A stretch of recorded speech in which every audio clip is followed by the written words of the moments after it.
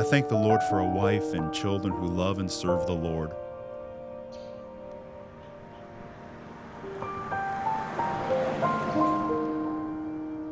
I'm so thankful that our home is a place of peace and love and lots of laughter.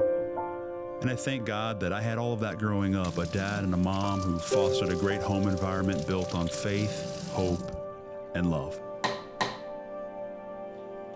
My favorite thing to do is to be at home with my husband and children.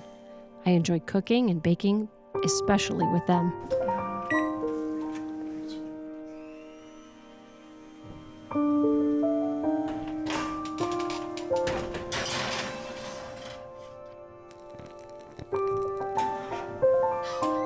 I really consider myself blessed, and I'm so very thankful for the goodness of God. That's what makes our home so special.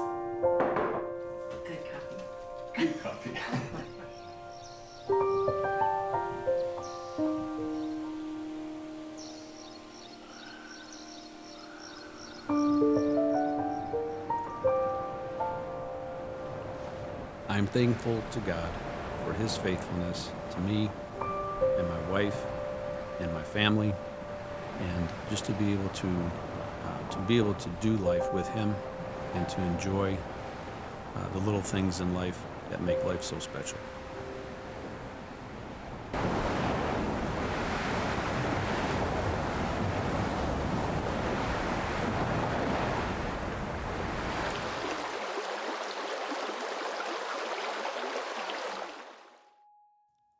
Like most people, we're thankful for family and the many people with whom we share life together. Also near the top of my gratitude list is nature.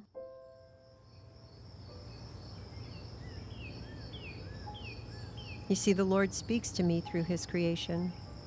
When I answered His call, "Come walk with me," this park became my classroom, and God, my teacher. I've learned numerous object lessons here. God used the frozen river to teach me about a hardened heart. He taught me about the fruitlessness of the wild vine that chokes out life and purpose. I learned about the importance of mentorship through the fall seed that replenishes the spring growth. He reminded me to follow Him when I didn't know the way. God taught me the difference between the wide and narrow path. I used to think of the broad road like a freeway and the path in the park like the narrow road. But small is the gate and narrow the road that leads to life, and only a few find it. The narrow path is like this life. To follow Jesus, you need to stay close. Abide in Him. There are distractions brushing up against you, sin that easily entangles, and hindrances that need to be removed. You cannot always see what lies ahead, and you might be tempted to turn. But just remember, there won't be a path unless someone goes before you. Jesus leads the way to the living water, and I will forever be grateful for His faithfulness, His unfailing love and salvation, and also for the lessons He has taught me here in the park.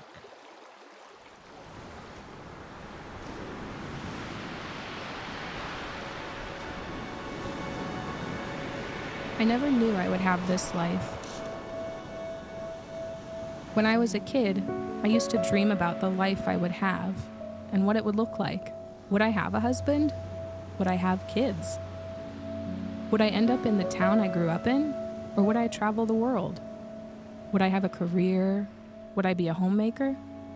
Would I be happy? I never knew I would have this life. I never knew I would have 3 wonderful boys.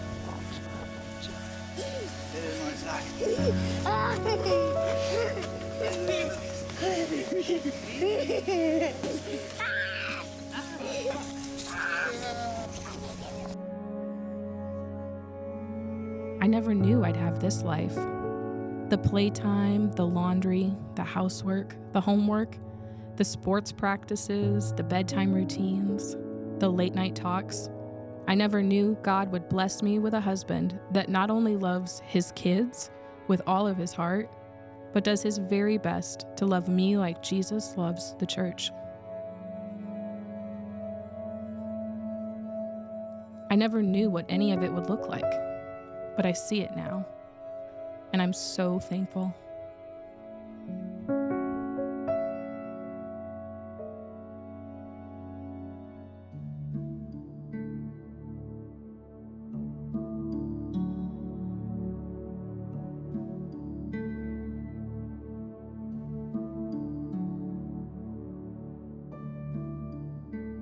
In the midst of our busy schedule, it's hard sometimes to remember to take time and breathe. But one thing that I've really come to focus on in the past year is finding time to be thankful in the little things, whether it be taking my dog outside on a walk or sitting at my desk and having time with the Lord by myself. There's just something special about having that moment of peace in the midst of a busy schedule. After having gone through a difficult year with my family, I noticed that when life is tough and it's not going the way that you think it should, little things can really seem big. And it can seem like the end of the world when something small happens and life is already going wrong. But I've also learned that the opposite is true. And so this year I'm thankful for little moments with friends and family where stakes don't seem high and life is just normal and is a good time to just enjoy each other's presence without the pressure of other things. And I'm just thankful for the little moments in my life that really made it possible for me to get through the difficult time that this past year was.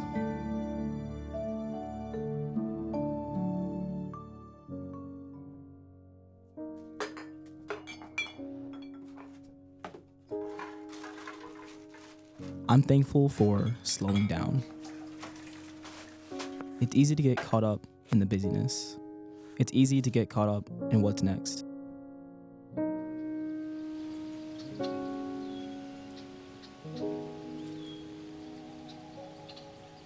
But there's something special about when you just pause and enjoy the moment.